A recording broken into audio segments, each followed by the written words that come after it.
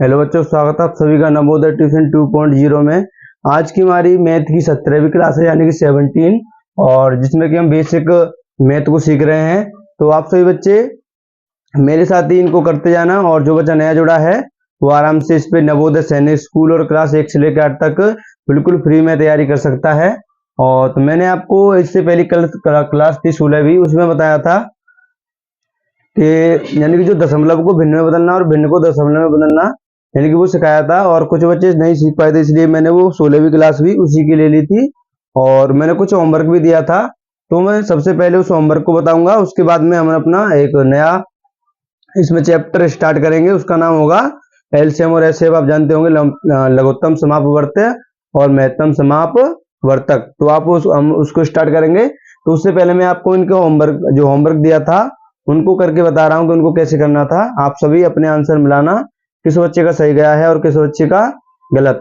और जो मेरे नए भाई बंधु इस वीडियो से जुड़ रहे हैं, तो वो क्या करें, अगर वो खुद नहीं पढ़ सकते हैं इनसे, यानी कि वो एज में बड़े हैं, तो वो क्या करें, जो अपने छोटे भाई हों या आपके पड़ोसी हों कोई छोटे बच्चे, तो उनको जरूर बता दें, जिससे कि वो नवोदय सैनिक स्कूल की तैयारी बिल्कुल फ्री में कर सकते हैं, और क्लास 1 से लेकर 8 तक भी बिल्कुल फ्री में ट्यूशन पढ़ सकते हैं। तो सबसे पहले जो मैंने कुछ सवाल कराए थे उनके होमवर्क कराऊंगा। मैंने कुछ सवाल दिए थे होमवर्क में 5, तो पहले मैं उनको बताऊंगा आपको। तो सबसे पहले आप उनको देखना। तो मैंने कुछ होमवर्क में क्या दिए थे सवाल।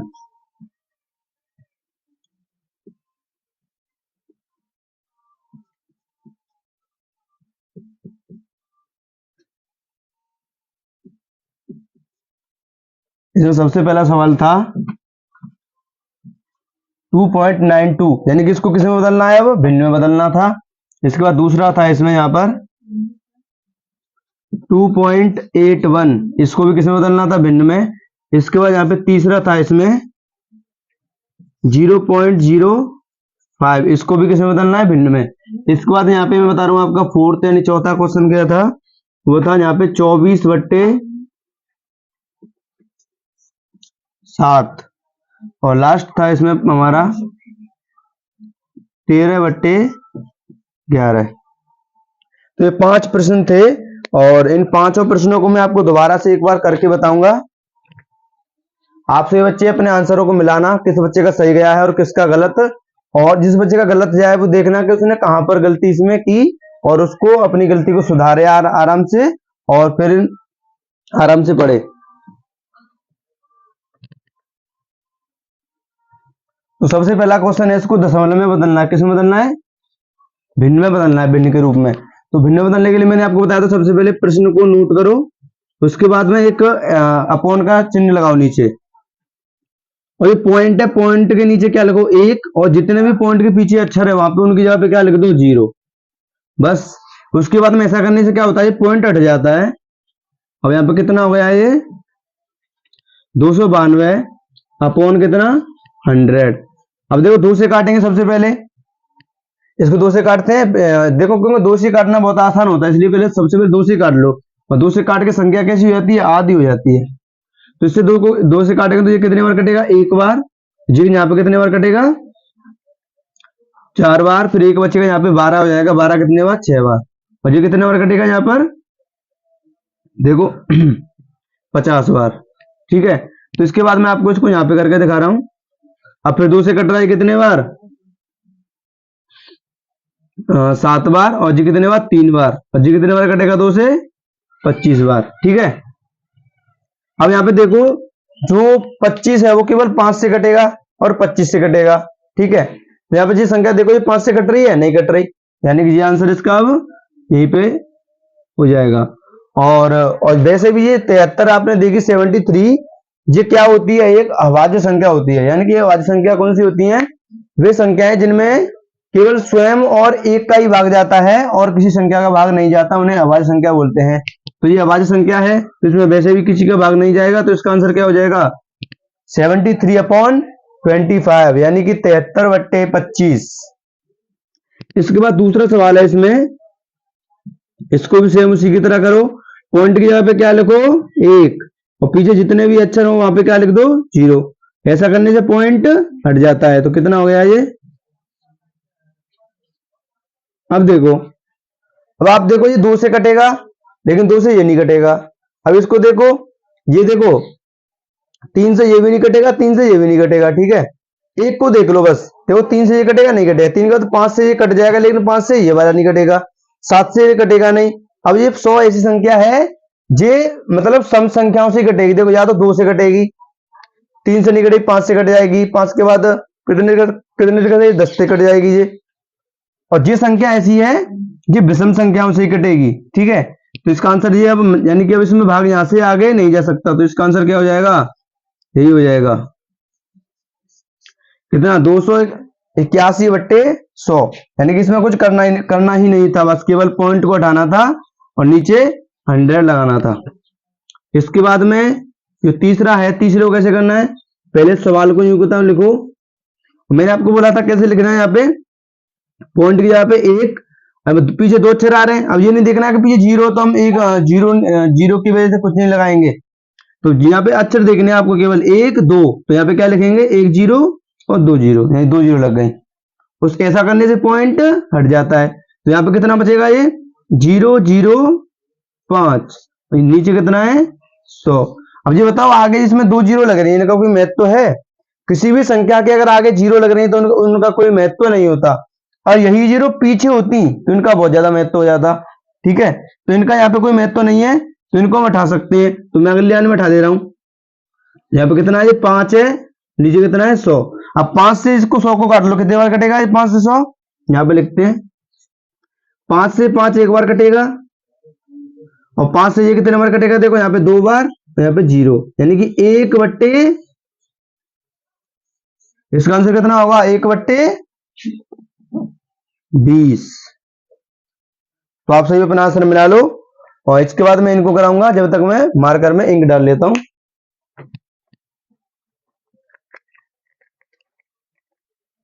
तो आप सभी बच्चे इनको आराम से करो जब तक मैं इंक डालता हूं।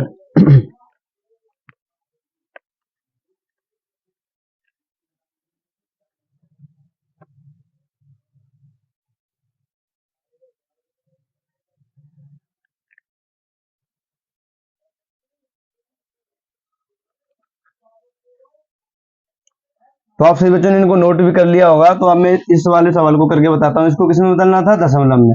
तो दशमलव में बदलने के लिए मैंने क्या बोला था, इसका पहले इसमें भाग दो, कितने बचेगा, 7 1 जा 7, 7 2 जा 14, 7 3 जा 21, यानी कि 7 दूनी 14, 7 तिया 21। कितने बार गया भाग, पूरा पूरा 3 बार। अब 3 बार गया, बचा कितना,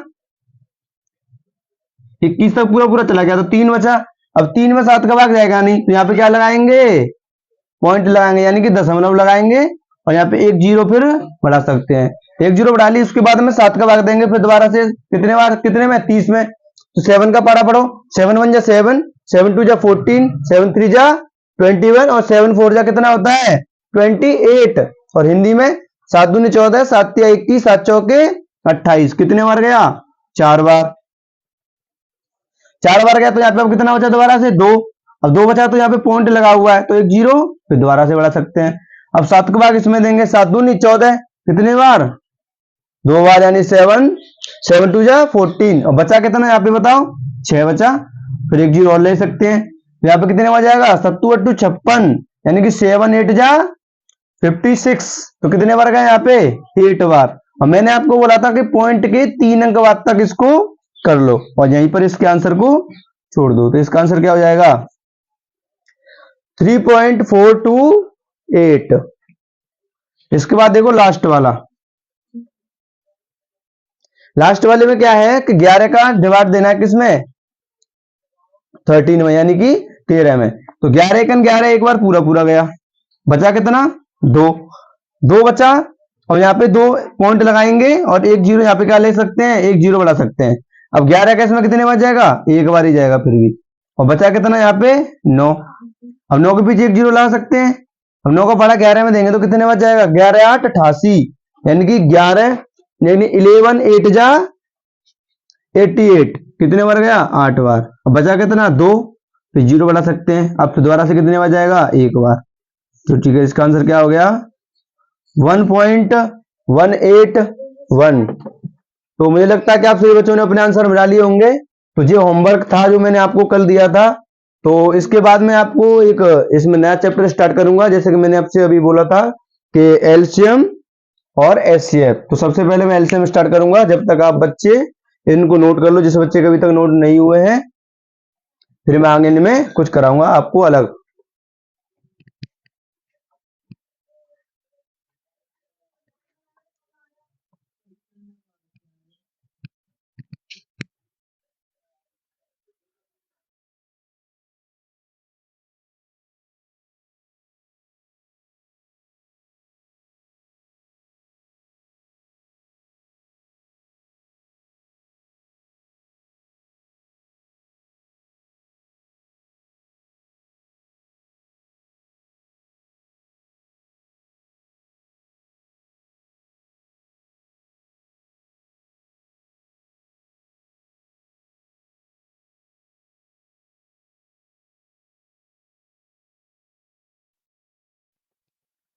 तो आप सभी बच्चे होमवर्क को कर चुके होंगे। तो इसके बाद में मैंने आपसे बोला था कि मैं क्या स्टार्ट करूंगा, एलसीएम।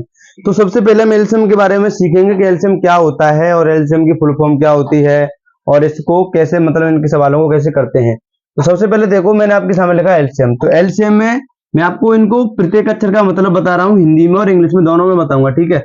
तो हिंदी में पहली बात, इसको ऐसे शॉर्ट फॉर्म में इंग्लिश में बोलते हैं एलसीएम, ऐसे हिंदी में क्या बोलते हैं इसको, ल स प, यानी क्या बोलते हैं, ल स प।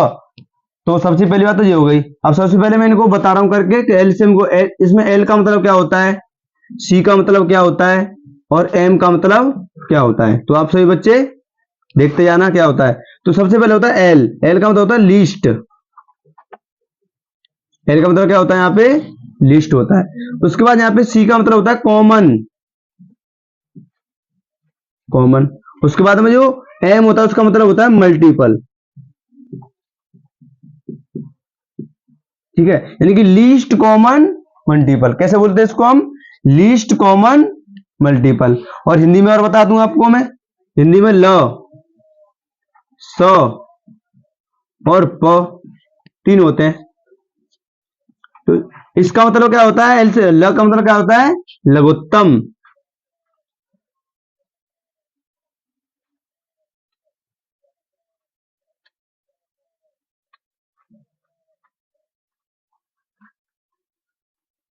इसको बोलते हैं यहाँ पे लघुत्तम।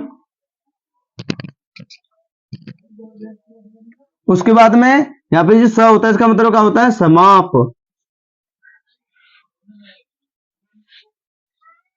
और यहाँ पे प, समा, ओहो, इसका मतलब यहाँ पे एक तरह से समा होता है, मतलब यानी कि इनका दोनों का मिलकर बनाते हैं वो, क्या दोनों का होता है। मैं पूरा ही लिख रहा हूं इनको, जिससे कि आपको अच्छे समझ में आ जाएगा।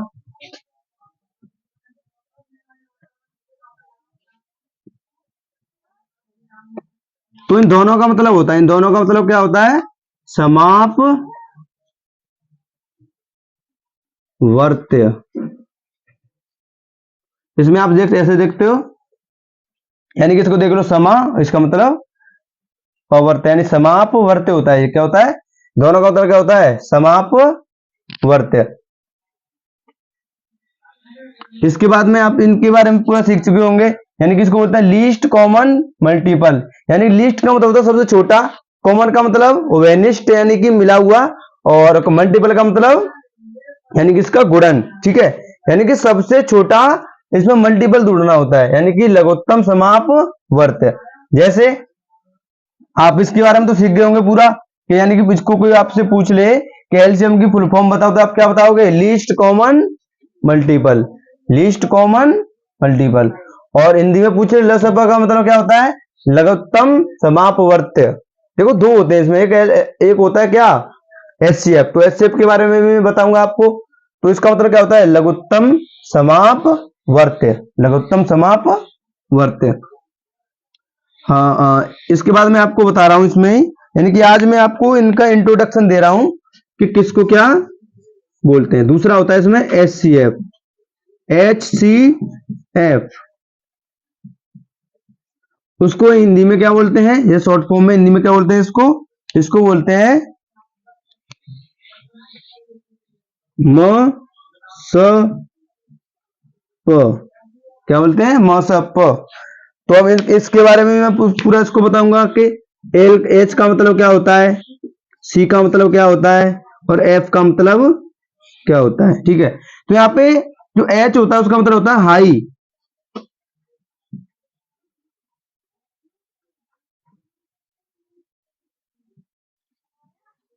यहाँ पे एच का मतलब क्या होता है, हाई होता है। उसके बाद सी का मतलब होता है कॉमन, यानी सी का मतलब दोनों में सेम होता है। ठीक है, और एफ का मतलब होता है यहाँ पे फैक्टर, यानी कि हाई कॉमन फैक्टर। क्या होता है, हाई कॉमन फैक्टर। और हिंदी में इसका निकाले मतलब तो म स प, तो इसमें म का मतलब क्या होता है, महत्तम।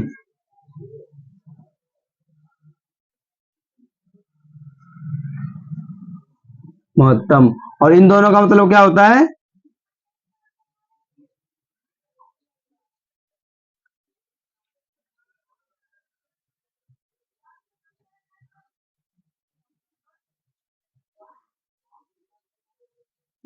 तो दोनों में अंतर होता है। तो इसको बोलते हैं महत्तम समाप वर्तक। क्या बोलते हैं, महत्तम समाप वर्तक, और इसे बोलते हैं लघुत्तम समाप वर्त्य। ठीक है, यानी कि ये होता है वर्त्य और ये होता है वर्तक। ठीक है, यानी कि अब दोबारा से एक बार और बता रहा हूं मैं, इसको आराम से आपको समझना कि एलसीएम को बोलते हैं ल स प, यानी कि इंग्लिश में इसकी फुल फॉर्म होती है least common least common multiple, least common multiple. इसके बाद में इसको हिंदी में इसकी क्या होती है, ल स प की मतलब लघुत्तम समाप वर्त्य। क्या होता है, लघुत्तम समाप वर्त्य। उसके बाद मैंने आपको बताया एचसीएफ, तो एचसीएफ को बोलते हैं इंग्लिश में, हिंदी में म स प। क्या बोलते हैं, म स प। और इसका मतलब क्या होता है, यहाँ पे एच का मतलब होता है हाई, उसके बाद सी का मतलब होता है कॉमन, और एफ का मतलब होता है फैक्टर। तो इसको कैसे बोलते हैं, हाई कॉमन फैक्टर। क्या बोलते हैं, हाई कॉमन फैक्टर। मैं बार बार क्यों बोल रहा हूं इसको, आपको पता है कि आपको याद हो जाए अच्छे से, आप भी बार बार बोलना और आपको ये याद हो जाएगा बिना याद किए हुए। इसके बाद मैंने लिखा यहाँ पे म स प, इस म को बोलते हैं महत्तम। क्या बोलते हैं, म को महत्तम। और यहाँ पे स प का मतलब क्या होता है, दोनों का समाप वर्तक। क्या होता है, समाप वर्तक। तो मुझे लगता है कि आप सभी बच्चों को भी याद हो गया होगा अच्छे से, तो आप आराम से इसको नोट करो पहले, फिर मैं आपको आगे बताऊंगा इसमें कुछ।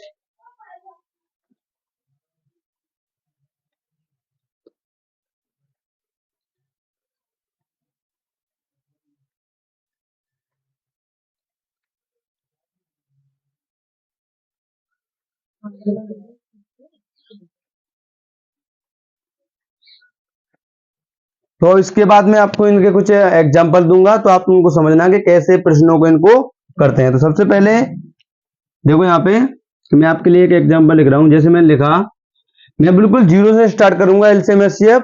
मुझे लगता है कुछ बच्चों को बहुत सरल लगेंगे, क्योंकि वो जो बच्चे जानते होंगे इनको, उन्हें ये सरल लगेंगे छोटे छोटे, फिर इसके बाद बड़े बड़े और आएंगे। और इनके मैं 2-3 तरीके बताऊंगा आपको करने के, क्योंकि आप ज्यादातर बच्चे क्या है, एक ही तरीका जानते हैं इनका करने का। मैं आपको 2 या 3 तरीके इनके बताऊंगा, तो आप सभी बच्चे मेरे साथ जुड़े रहना और आराम से एलसीएम और एचसीएफ को बहुत अच्छे से करना। तो जैसे सबसे पहले इसमें मैंने आपके लिए लिख दिया, जैसे 20 और 50, यानी 20 और 50 का आपको क्या निकालना है। चलो मैं लिख देता हूं एलसीएम, पहले एक एलसीएम निकालना है। ठीक है, यानी 20 और 50 का क्या निकालना है आपको, एलसीएम और एचसीएफ भी निकालना है, यानी कि दोनों चीज निकालनी है। ठीक है, तो आप सभी देखना इसको मैं कैसे करूंगा। तो देखो यहाँ पे, तो सबसे पहले हम निकालेंगे क्या, यहाँ पे एलसीएम करेंगे इसका, क्या करेंगे यहाँ पे एलसीएम। तो मैं लिख रहा हूं यहाँ पे एलसीएम। ठीक है, तो एलसीएम के लिए आपको क्या करना है, देखो एलसीएम के करने के 2 तरीके हैं।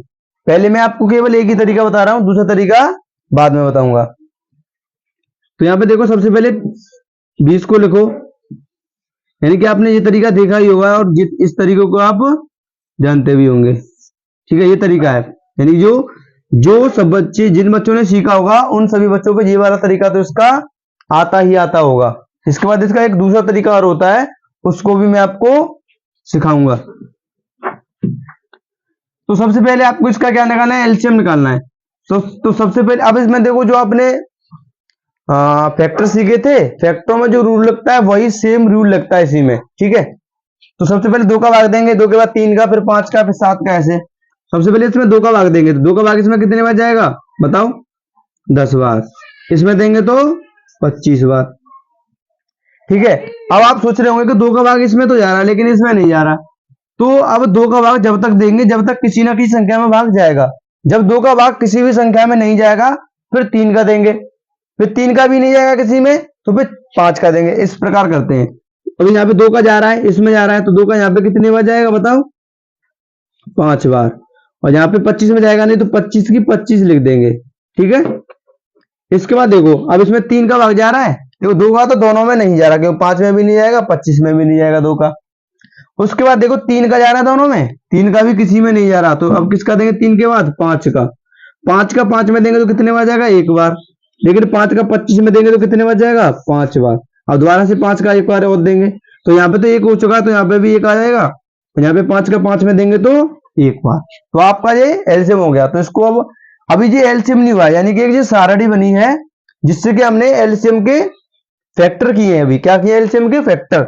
उसके बाद यहाँ पे हमें इसका भी एलसीएम निकालना है। क्या निकालना है, एलसीएम। तो एलसीएम कैसे निकालेंगे, यहाँ पे लिखेंगे एलसीएम बराबर, तो इसको इंटू करके लिखते हैं। फैक्टर में कैसे लिखते थे, इसको इंटू करके।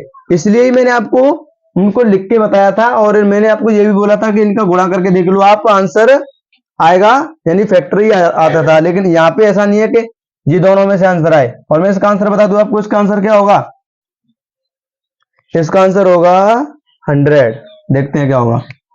तो यहाँ पे सबसे पहले 2 इंटू 2 है, फिर क्या है,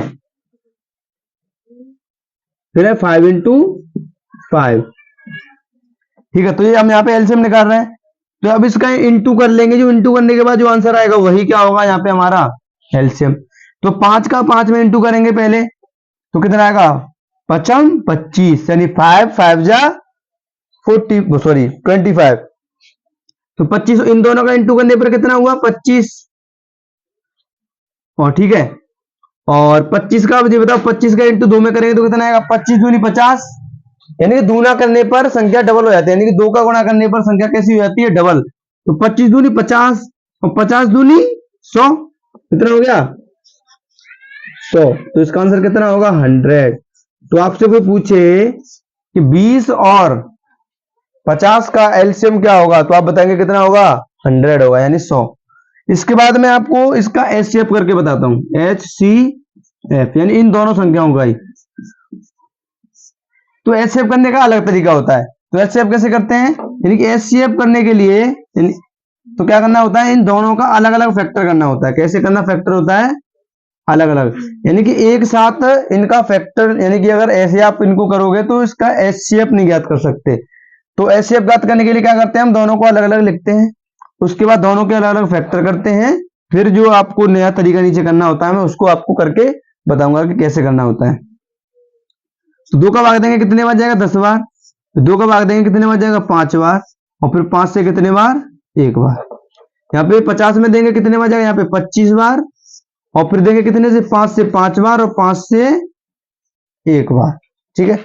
तो यहाँ पे इन संख्याओं को लिखेंगे। 20 का फैक्टर कितने आए हैं, यहाँ पे गुणा करके लिख लो, या ऐसे लिखो, 2 गुणा 2 गुणा 5 बराबर कितना है, 20, यानी कि इसका फैक्टर है ना ये 20 का। तो इसको लिख लो, 2 गुणा 5 गुणा 5, ये किसका फैक्टर है, 50 का। ऐसा लिखने के बाद में आपको नीचे लिखना है HCF। अब HCF का मतलब आपने देखा था कि high common factor, high common factor, यानी कि इसमें जो हाई का मतलब यहाँ पे ऊंचा, हाई का मतलब अधिक एक तरह से। तो कॉमन का मतलब क्या होता है, यानी कि जो कॉमन मिलेगा वही फैक्टर ढूंढने इसमें, यानी कि ऐसे फैक्टर जो कैसे हो, कॉमन हो, यानी कि मिल रहे हो एक दूसरे में। तो यहाँ पे ऐसे फैक्टर देखने हैं आपको जो मिल रहे हो एक दूसरे से। तो यहाँ पे देखो 2 यहाँ पे भी है, देखो 2 यहाँ पर है नीचे, और 2 ऊपर भी है। तो यानी इन दोनों का 2 केवल एक बार लेंगे, ठीक है। उसके बाद अब यहाँ पे देखो ऊपर 2 है लेकिन नीचे 2 नहीं है, तो 2 इस वाले 2 को नहीं लेंगे। अब देखो यहाँ पे 5 है और यहाँ पर भी 5 है, तो एक 5 का मिल गया, आप समझ गए होंगे। अब यहाँ पे देखो एक 5 का बचा लेकिन ऊपर 5 का नहीं है, ऊपर 2 का है लेकिन नीचे 2 का नहीं है, तो यानी कि अब इसमें कोई कॉमन मिला। कॉमन का मतलब ऐसी संख्या जो दोनों में हो, ऐसी कोई अब बची है इसमें नहीं बची।